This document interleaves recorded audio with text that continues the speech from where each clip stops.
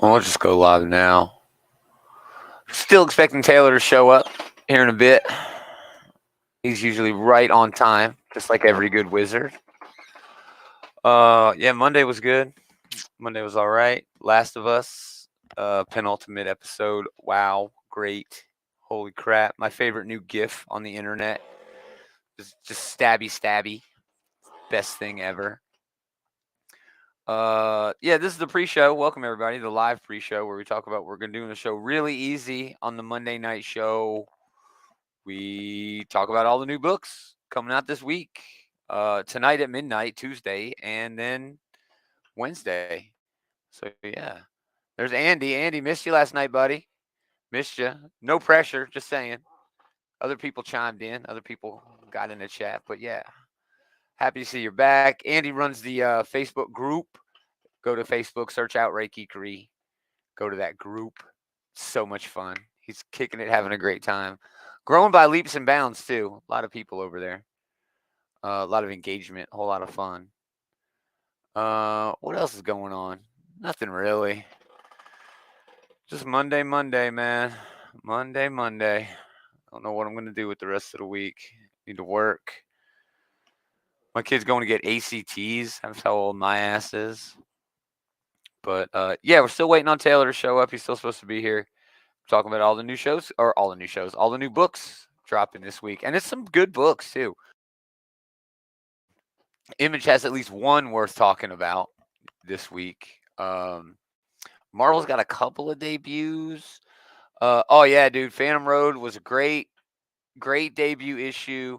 Perfect Lemire, he just does these sort of horror books that are kind of mysterious. You're not really quite sure what's going on, which really helps.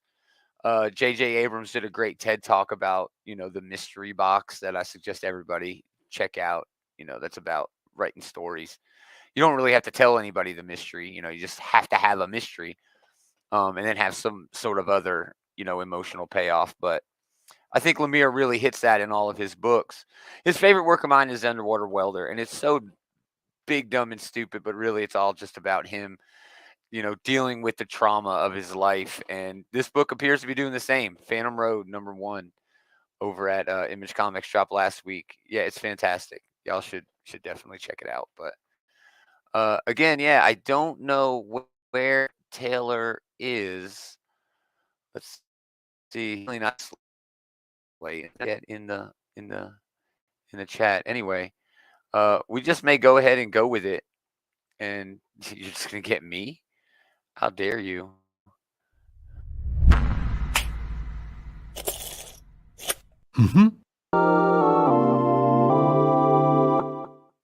Easily my favorite. Sheer fucking hubris.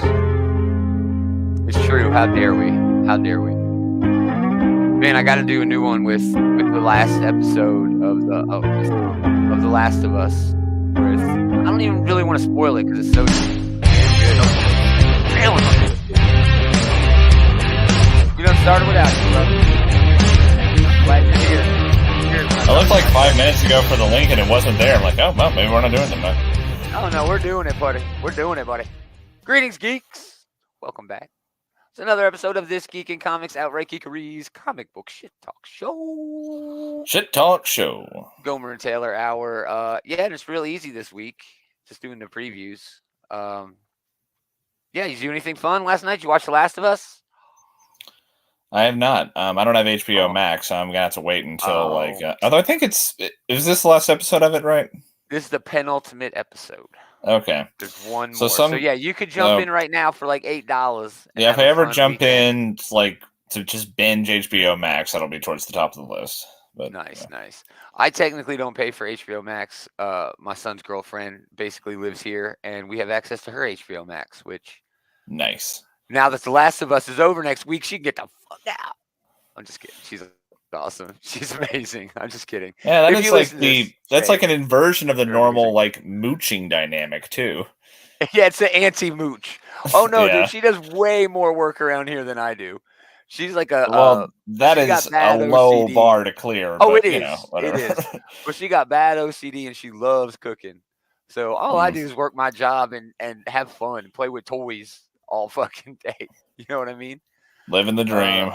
You living the dream. Let's do it. We're talking about all the new books coming out this week, March 8th, March 7th for some of the books, depending on where you get it. And what I've learned from David, sometimes the books that are coming out March 7th are actually coming out March 14th. Anyway, more of their outrageous lies.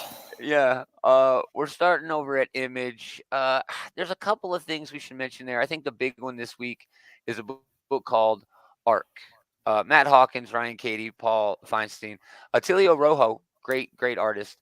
Steven Sedgwick, one of my favorite artists of all time. And this is like a really woke. I'm sorry, it's a really woke book. It's the animal rights collective who go out and kill poachers who are hunting animals. I love that. I love that premise. I love that. We should not let hunters just murder animals just for sport. And yeah, I think this is going to be a dope book. I'm really excited to get my hands on this. That does sound fun. It's fantastic. Well, glad to hear Blood Tree #2 continues that run. Lovesick #7 wraps it up. Man, it's been the weirdest, just horniest, like DSM. I don't know, man. It's wild, dude. It's freaking. I mean, just the cover right here. This is gonna get us booted off of the damn platform. Yeah. Oh, look at Drew chiming in. Oh, you still there, Taylor? I am. Yeah. Hello. Oh, good. Oh, Drew chiming in. Killing poachers is Hogwarts Legacy. Yeah, right. Is that something you do in Hogwarts Legacy? You, Drew, I have no idea, but I think it is actually something you do in Hogwarts Legacy. I'll take his word for it. There's people hunting in the woods. Or something. Yeah, I haven't played it, but I have watched. Yeah, Lovesick just got her whole ass just hanging out there. Yeah, like even the Dynamite covers are usually a bit more tactful than that. Yeah, right. Man, back to Drew. Drew was on a show called, I don't even remember what the hell it was called anymore, but he was like a guy on a show. But when the pandemic hit, he was doing like a daily afternoon show, and dude, it got me through a big part of the pandemic. Him doing that show, it was such a blast. So always thankful for Drew for that. Andy chiming in. Stoneheart, yes, Stoneheart is the big debut series. The arc is a one shot, but it's Emma Kubert doing the writing and the art. She's on Frank Miller's Pandora. She did a bit on Inkblot, Radiant Pink. Inexplicably, it's like a magic guild in the modern age. She's been vague memories of what's going on. I don't know. It seems weird. I'm in though. I like this art style a lot, and I'm anxious to see what this first issue has to hold for us. So there you go. Those are your Image. Yeah, it looks kind of like got a post-apocalyptic vibe kind of looking there. It looks like people are living in like ruins and shit. I don't know what exactly the vibe is. It's really weird. It's really weird. Oh, Drew chiming in on a show. It was a really ridiculous show. That was my favorite fucking part. I wanted the pandemic to go on forever, just so Drew would continue to do that show. Rarely expressed sentiment, yeah. Yeah. Boom Studios has nothing. They have a second printer of Briar #3, and then Know Your Station #4, which is kind of like a police procedural on a space station. It's okay. The first I think I read the first 2 issues. They were okay, just not enough to keep me hanging on. Still solid. I'll catch up eventually. Dark Horse has a really big book. Assassin's Apprentice is pretty good if you're reading that. But Clear #1, this was originally a Comixology digital only Amazon's thing that they've since buried 6 feet under. But dude, it's Scott Snyder and Francis Manapul on a book called Clear. You sold me. I like both those creators quite a bit. Yeah, I mean that's a great creative team, and honestly, that's a fun design for like the helmet mask thing that he's got going on. Yeah. So in the not too distant future, mankind no longer sees the world as it is. The invention of neurological filters has made it so one can view reality however they choose. Old Hollywood monochrome, zombie apocalypse, anime. The possibilities are endless. But there's a guy named Sam Dunes who's a handful of people who live without a filter. And when the death of an old flame reveals foul play, he gets on a mystery. So it's a mystery with this high sci-fi concept of a post like like an apocalyptic world where Yeah, we're I mean not that even sounds like looking it at the has world. like yeah, I mean that sounds like it is definitely one of those like holding a mirror up to society things. Like how often do we just like with the internet and everything, it's so easy for us Yeah, just to barely pay attention to reality. We can just like, yeah, lose yeah. ourselves in anime or zombie movies or whatever these things are describing here, Yeah, well, like I see a concert. Like now, back in the day, people went to a concert and they were watching the concert. Nowadays, they're watching the concert like on their screens while they're recording the concert. And I think that's kind of like the flavor here. You know what I mean? But I think it's going to lean a lot harder into the metaverse. Oreo has its own metaverse now.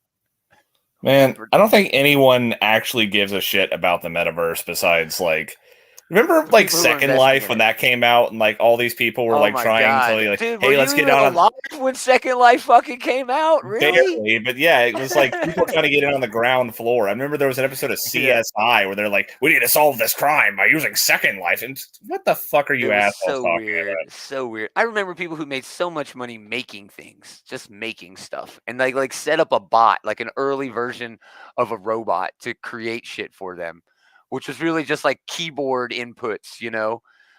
Anyway, a lot of variant covers for that. They're really trying to get their money's worth. Rightfully so. It's a big creative team. Another book I want to talk about is Snow Angels. It's getting both volumes collected in a hardcover. It's Jeff Lemire and Jock. Very well done. It's Mm. typical Jeff Lemire, but that Jock art just adds that ambiance, that the air to it. It's so well done. Yeah, Definitely pick Jock that is up. okay. So Jeff Lemire is like a peerless writer. I would argue Yes, that Jock does like a better version of Jeff Lemire's art. it is. It's more refined. It's like if Jeff Lemire was just a full time artist, he would get to Jock level. Yeah, no, that's to You say I know, don't like Jeff Lemire's art. Like Mm-mm. Maze Book and I Essex love. County and all those books that he Ah, draws himself. Great style to it, but like I feel like Jock is like kind of doing the same style, but like he has like like you're saying, a more refined pencil. yeah, so good. And then finally, Space Job #2. This is sort of like a tongue-in-cheek take on like a comedy in Star Trek. It's okay, but it's kind of copy and paste a little bit.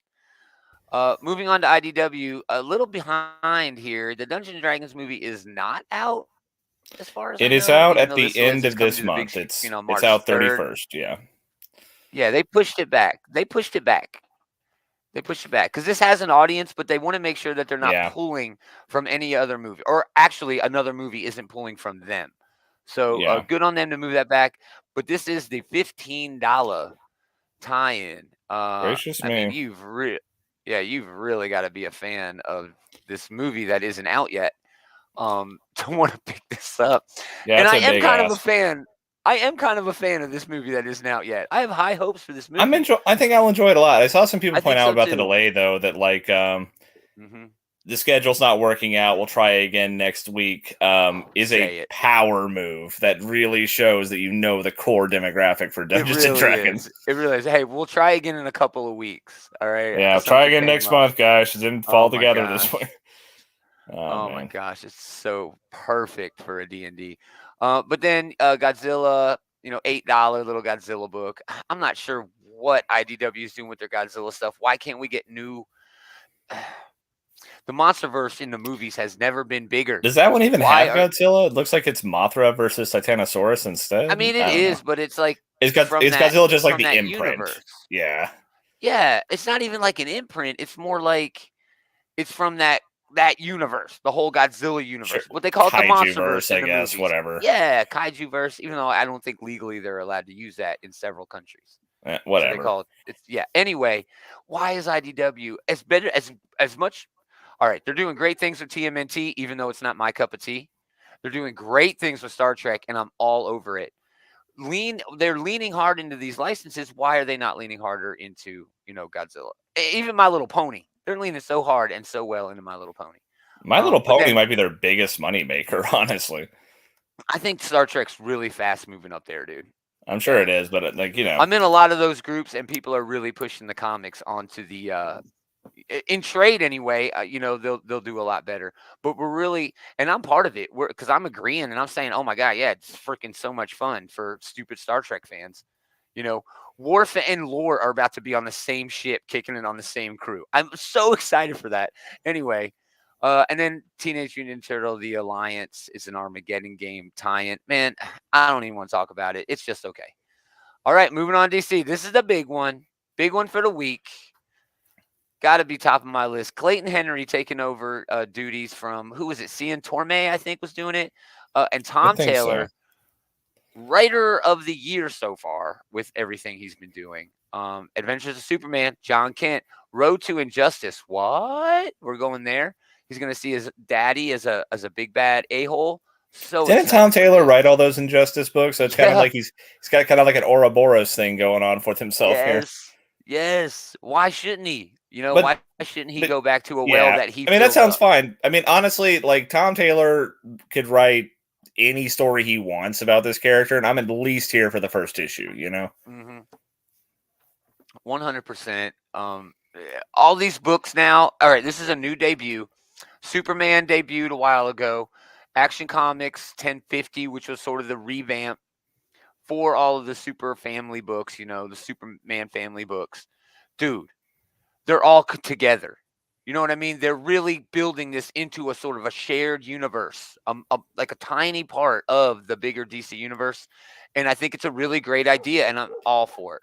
Well, yeah, I mean, having all the Superman books be on the same page is definitely a great idea. I mean, as much as I love the Son of Kal-El stuff that Tom Taylor's been writing before, that was very disjointed from what Clark Kent was doing on World, So, like, having them all kind of, on the same page about what we're doing this month, that could be a real refreshing change. It'd be cool to see.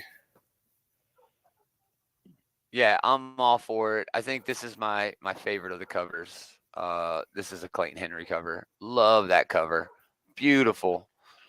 Very excited to get my hands on this book. Probably the first thing I'm reading next week. I know I keep saying that, but anyway. Batman 133 continues this. I'm not even sure what the name of this arc is, but it continues what. Yeah, he's in some alternate universe. Yeah. He's in a world without a Batman. Everyone sucks. Yeah. You haven't peaked, Chip, since Batman, came into orbit like a fucking fallen Russian satellite. That was a real show-stopping moment. That's going to be hard to live up to for a really long time. He could have just ended his run then. Batman's dead. Somebody else can do it. Anyway. Well, the whole thing that makes it amazing is that he fucking survives. So, yeah. Like, if Batman just, like, lands on Earth and he, like, takes off his cowl, it's like, I'm never topping that. And just, like, walks off into the sunset. Yeah, Batman no more. Anyway, Chip, it seems to me to be kind of writer like, man, I got this great idea for Batman to, like, plummet onto the Earth, from Earth orbit to the planet.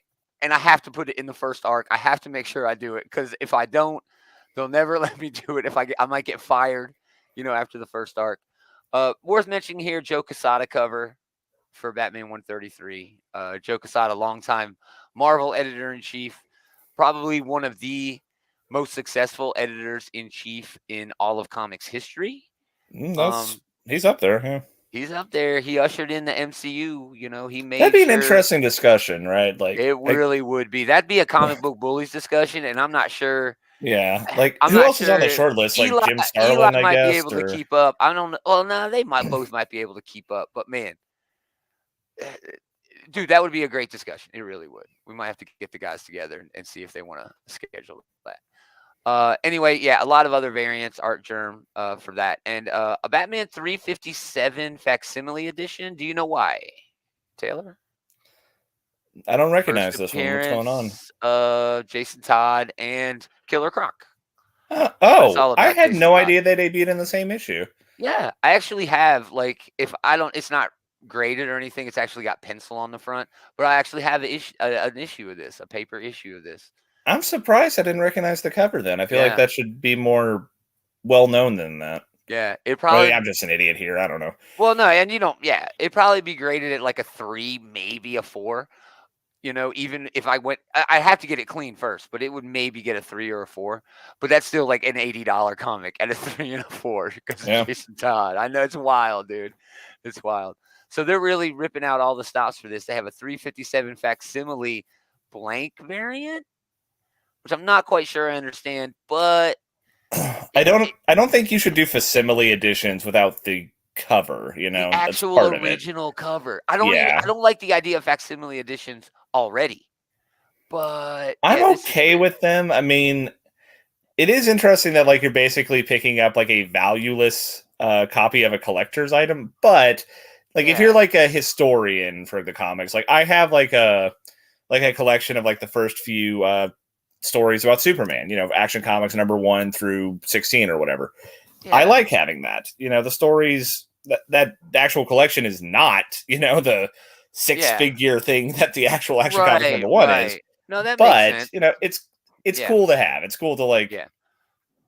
delve into the history. But yeah, if you're going to get a facsimile, you want the cover. You want I would think the that, bit of dude. history, you know? I would think that. Otherwise, I'm like, This is I don't think I'd take this to get art. These blank covers are for taking to cons to get like, you know, take it to Artist Alley or whatever. I can't yes, imagine yes. taking a facsimile to do that, you know? I don't know. I mean, maybe Unless they're you trying to knew start the a guy trend. who like drew the original thing was gonna be there. That's the only Yeah. situation I can think of.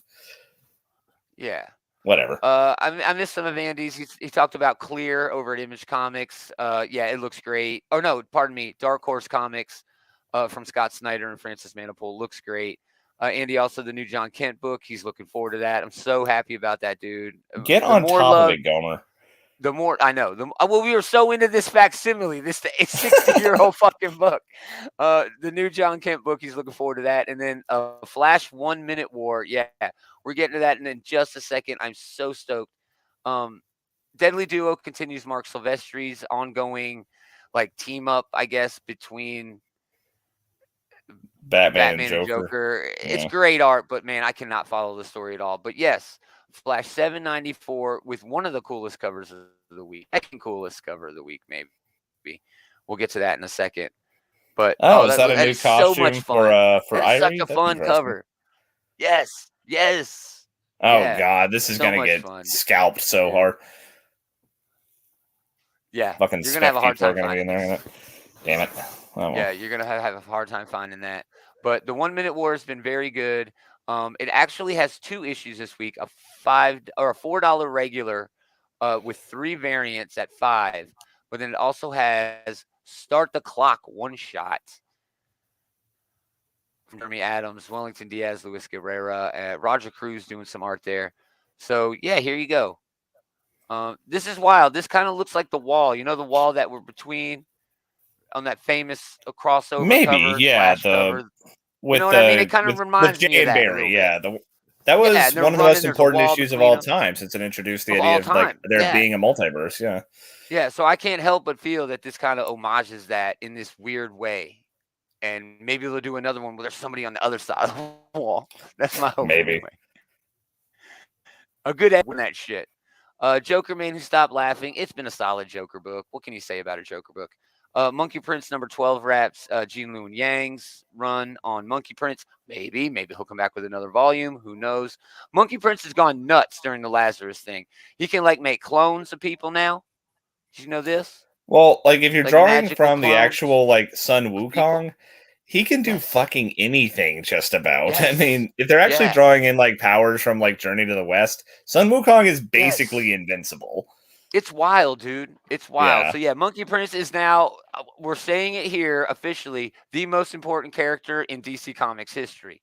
Moving I don't on. think I'm going to co-sign on that, but all right. Nightwing number 100 is getting a second printing, which is great. The Bruno Redondo the cover here looks awesome. Yeah, I mean, if you missed it the just first time bring it up. around, it was a good issue. Definitely worth picking up. It's fantastic. Love this homage to Batman, the animated series, obviously. Yeah. At least that's what I'm seeing. Yeah, for sure. That's definitely what that is. Not dark, but light, though. Yeah. You know, that's a good gorgeous. touch. Yeah, like Man, Nightwing, I even though his want name that. is Nightwing, yeah, him standing in the daylight is like a good kind of standing in opposition to like Bruce standing in the night. In the night. Yeah. You know, I am the night. You know, all that. Yeah. Yeah. And then a second printing, 1 in 25 second printing. You know a book did good if they're charging you $8 for a 1 in 25 second printing. Just saying. You're not wrong. Poison Ivy number, yeah, right. Poison Ivy number 10 continues that. Great story. This was actually originally a 7-issue miniseries. It's going on indefinitely now, until they cancel it outright. So good on them. That's a G. Willow Wilson joint. It's great. Finally, the book we're going to talk about, Static. What can you say? Static is always not just the best milestone book, but one of the best books at DC whenever they publish them. I'm sorry, I've always had a good time with the character, and this is great too. It just continues right out of the first volume, and it's been wonderful, dude. Yeah, Static is definitely the flagship for the milestone line, and yeah, it's quality stuff. Moving into House of Ideas, Amazing Spider-Man number 21. Oh, so is this the thing where they're breaking up that they've been like? Yeah, they're breaking up. Yeah, They're whatever.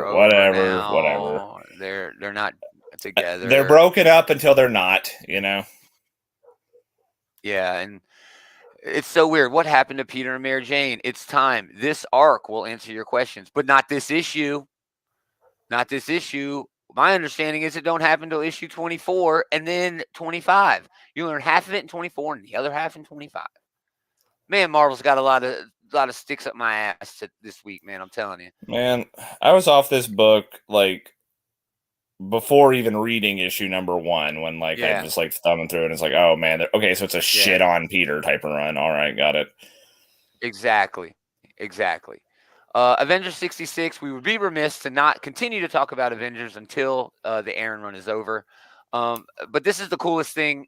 Oh, you don't have to twist my arm. I fucking love this book. This week. No, I know. But this right here is the coolest thing on that's comic book rad shelves as hell. this week. Yeah. This is fucking rad. It's a wraparound 8-bit video game inspired take on just about every damn Avengers character of all time. We could go through. Let's go through and name them all. Okay, we got the Human some Torch. of them are kind of hard to see, but yeah, we got Searcher.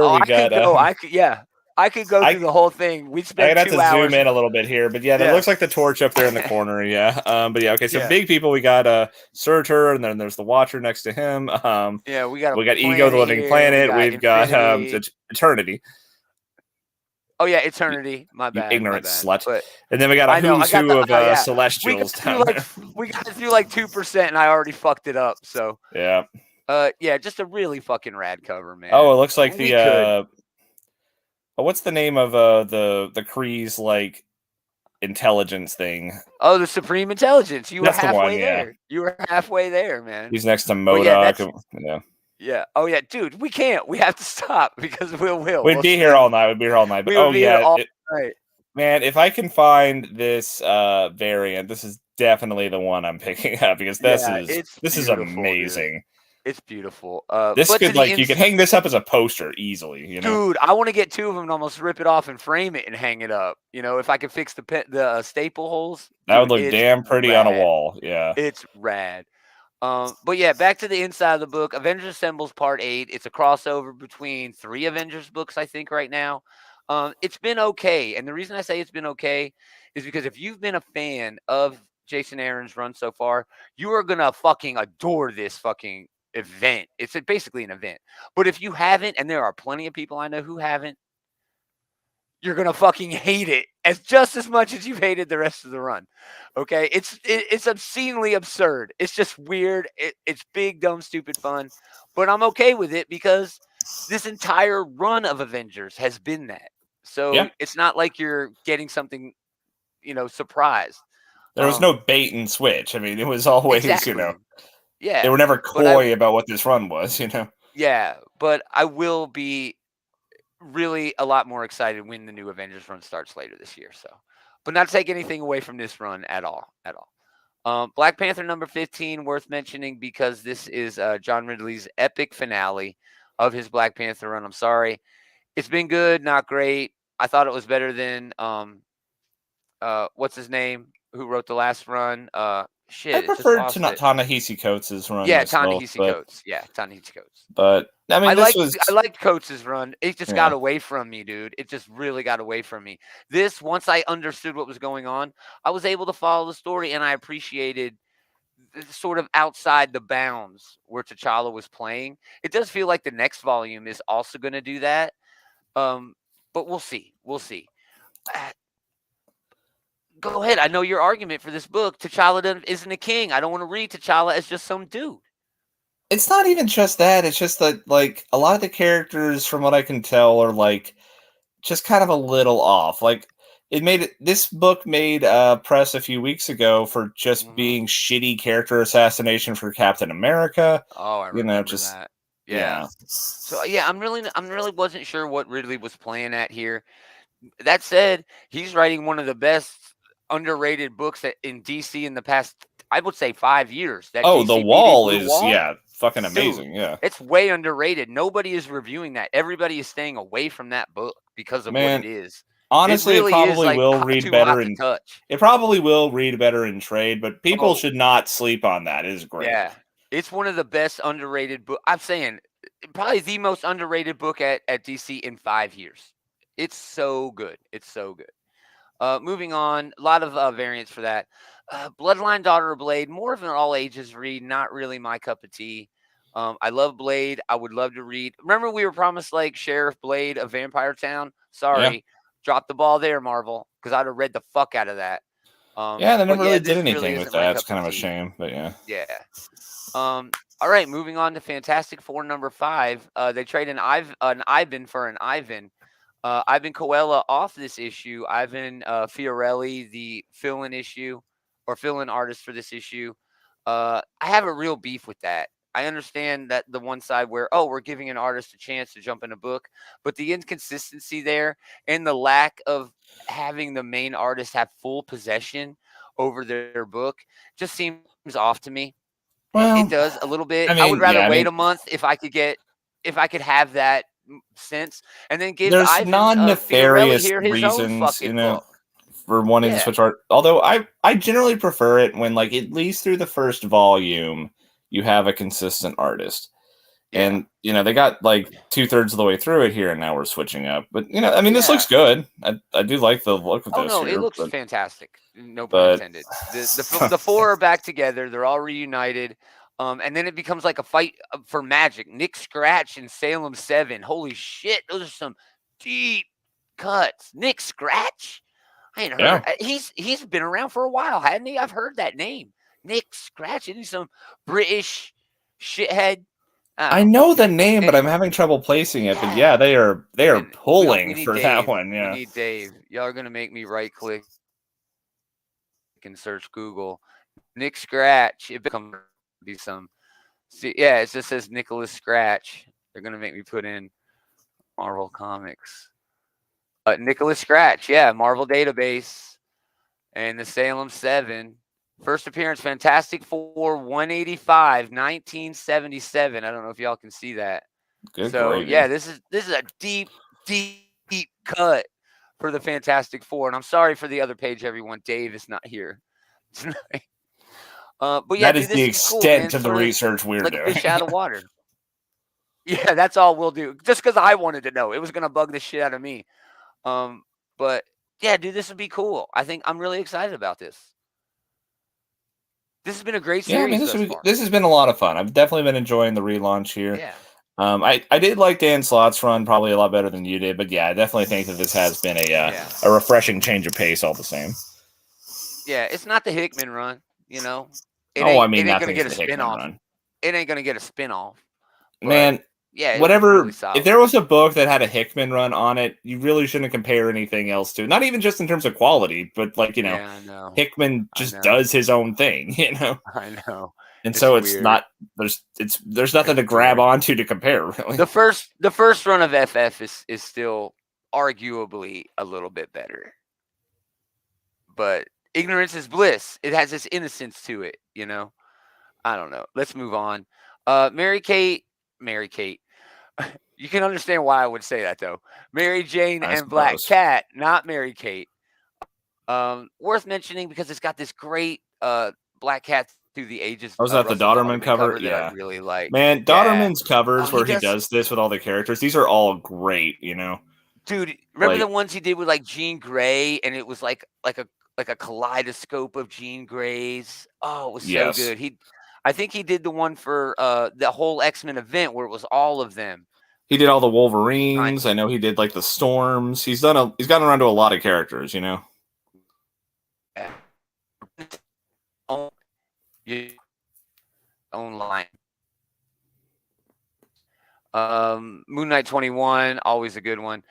Here we go. New Mutants, Lethal Legion.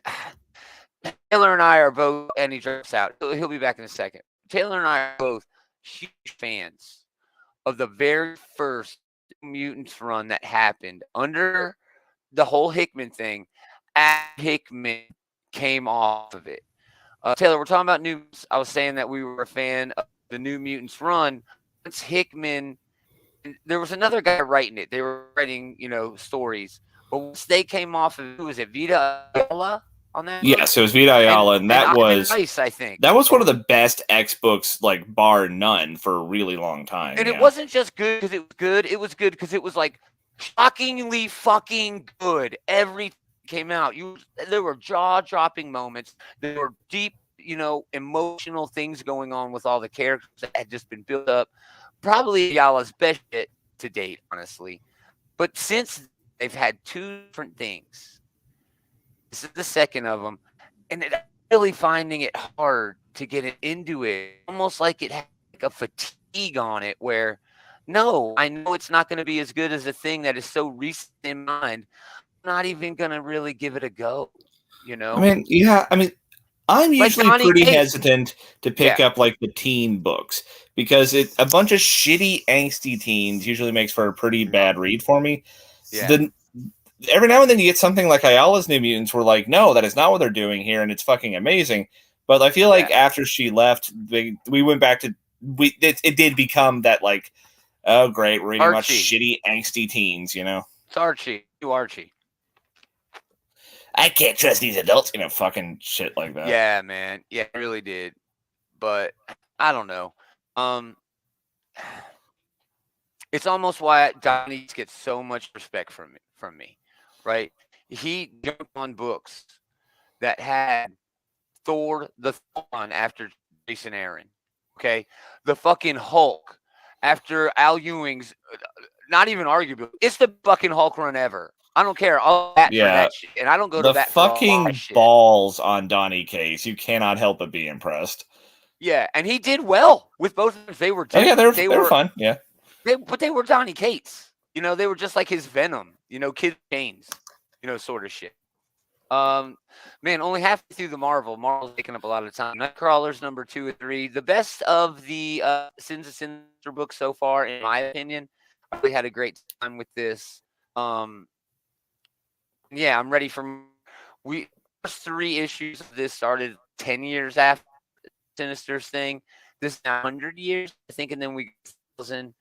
Everything's definitely going to be reset by the end, but yeah, I've had a great time with the first issue. Really stoked for the next. Sinister, great. So far, the best event of the year. We're not even first quarter, but Predator number 1. This will be the last Predator book on the Marvel line. The next Predator book will be on the 20th Century Studios imprint. So, not sure if it's a collectible because of that. Probably not. I don't know. I mean, I don't know. I'm not getting it either way. I don't care about Predators. I don't care. It's just I don't have enough room for Predators on my list. You know what I mean? Predators, really? But it's a debut. I'll probably read it. They're on another planet far away, and it's Predators catching humans. But it's going to turn everything you thought you knew about the Predators on its heads. I don't know what that means, but we'll see. Scarlet Witch number 3 continues Steve Orlando's run. Are you off of this book? I didn't pick up the second issue, so I don't know. Maybe I'll get caught up at some point. But yeah, the first issue was okay, but I liked the premise, but like the dialogue just kind of felt like needlessly like Shakespearean. I guess for lack of it felt stilted. It did feel Forsooth, you have come here to my parlor. Yes, it felt weird, and I'm not sure if it was on purpose. It's kind of genius, but because maybe he's actually telling a Shakespearean story, just using Scarlet Witch. But I'm not going to read it anymore to find out. Silver Surfer Ghostlight. This is completely off my radar. I didn't even read the first issue. Did you pick up the first issue? Silver Surfer? No, I did not. Yeah, me neither. I think I might go back and check out the first issue just to see what's going on. Bunch of Star Wars. We're both off Star Wars, unfortunately. Yeah. I feel so bad. Wakanda number 4 or 5. Again, another book that I have not been on at all. There's so many fucking Marvel books. I can't read Well, them all. you can't read everything. No one can read everything. Yeah.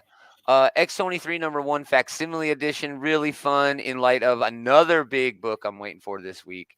X-23 Deadly Regenesis number 1 of 5. Erica Schultz, Edgar Salazar doing duties there.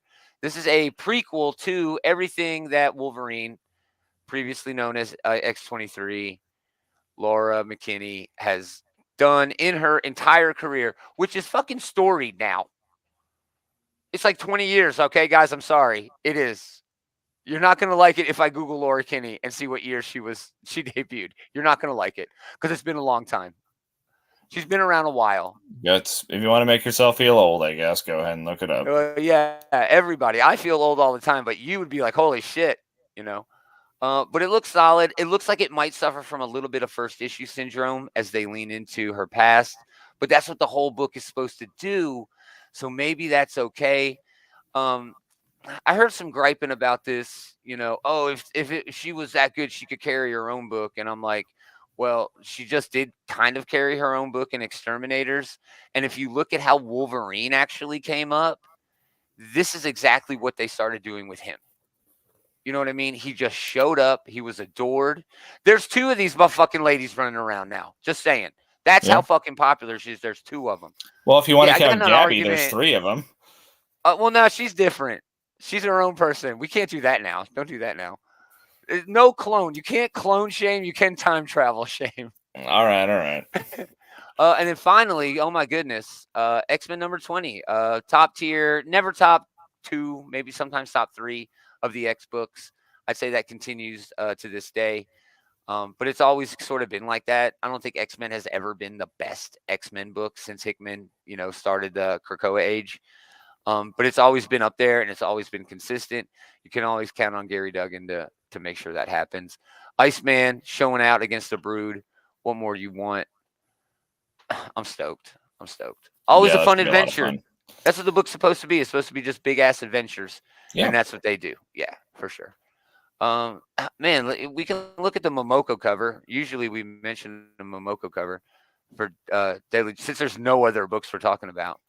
Man, that is anime as fuck. Wow. Nice. Yeah, she's just leaning so hard into her Japanese roots here, and it's beautiful. I love it. Moving on to Dynamite, not much from them. Cherish continues. Deja Thoris gets a debut. Everybody always loves picking these up. I'm not even sure who the creators are. After that Lovesick issue from earlier, this stuff seems almost classy by comparison. Oh yeah, it's tame. Yeah, come on, guys, get your shit together. Where's the butts? But yeah, Deja Thoris is always a big deal, for the collectors of that character. And Vampirella versus Red Sonja, which is not as bad as it sounds. I'm actually caught up, and it's not bad. It's pretty interesting, pretty fun stuff. Glad yeah, they play off each other kind of like a buddy cop sort of thing in a way. It's really fun. It's fun.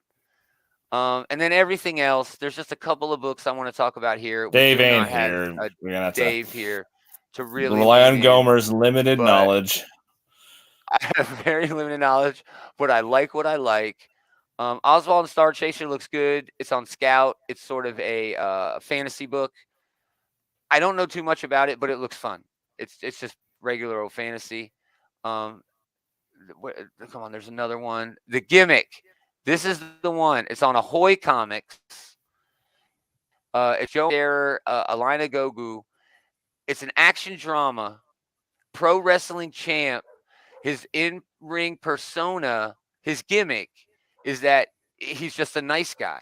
But in secret, he has super strength. So he accidentally punches his hand through some dude's head on TV. And now he needs to try to get a new gimmick and a new life. So that's enough to get me involved. Okay. I'm intrigued enough to be like, okay. What a time to be alive for fans of wrestling who read comics. I mean, with all the different books that right? Dude. There are so many good wrestling. The Ric Flair comic coming out soon. Lastly, Traveling to Mars. This is Mark Russell doing this critical examination of corporatism and what it means to be human and things like that. He's really so poetic in this, man. With it, if you know you have to kind of know the writer to understand what he's doing here.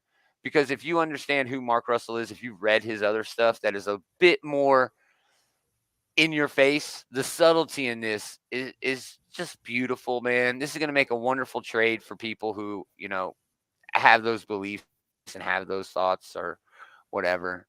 But yeah, that's it, y'all. I got nothing else over in the indie stuff. If Dave was here, he would.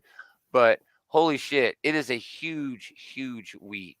Stonehearted Image, Arcade Image, and then it's one book. It's Superman at DC. Superman's big from DC for sure. And then X-Men. X-Men looks cool. Avengers, especially if I can get that Avengers 8-bit cover, that'll be. You need to put your order in early for that one, buddy. That's going to be hard. Yeah, you're right. I should message Travis right the hell now, I think. Mm-hmm. But yeah. Fantastic Four. It's going to be good. Both the Flash books are going to be fun. Oh yeah, I'm all into that 1 Minute War. So huge week, big. Oh my goodness. Monkey Prince is ending. It's supposed to end with a big crescendo. Oh my goodness. Anyway, huge freaking week for comics. I don't know when the second Wednesday of the month became the big day of the month, but it has. It somehow has. Shipping has changed, but either way, if you like those books, if you want to hear us about those books, come back Sunday. We're going to do a show then about all those books plus news and stuff like that. But anyway, thanks for hanging out, everybody. We really appreciate it. Check out our pals, the Comic Book Bullies. They did a show last night. I think they did 20 minutes on Chris Rock's comedy special. Eli really loved every part of it. The political, social commentary. Leroy kind of didn't care for it as much. But, I mean, it's always a good discussion over there. They're always talking pop culture, including a comic segment. So check them out. If you want more on them, you can go to outrightgeeker.com. We got links to everything they got going on, everything we got going on, shirts, hats, Patreon if you just want to give us money for no reason. Whatever. All kinds of links. The group, all that. Jeff chiming in. Jeff was hanging out last night. Thanks. Is the Avenger books the last of Jason Aaron's run? No, I don't think it's the end. I think there is still 4 more issues between all of the books. I think he might. If he means the current story arc, then yes, I believe this is wrapping up his run. But the whole run, like after this issue, he's just done. I don't think. No, this issue is not the last issue, but the current arc is the last arc. Yeah, there you go, Jeff. It is the last issue in the arc. But Aaron will continue to finish out his run of Avengers. And again, I think it's 3 more issues across. That is, again, not what I said. This is not the last issue of the arc, but the arc is the last arc. Oh, okay. No. I'm caught up. So, this is it. I agree with you there, Taylor. Once he's done with this arc, it's done. Yeah. Cool. You're welcome, Jeff, because you threw me. You almost lost me.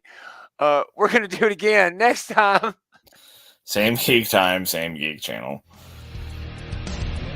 I'm gonna blame Jeff, but man, things really fell apart for us there at the end. It did. It really fell apart for us there. I gave a real half-assed same geek time there. But keep coming back, please. He asked me questions last night too.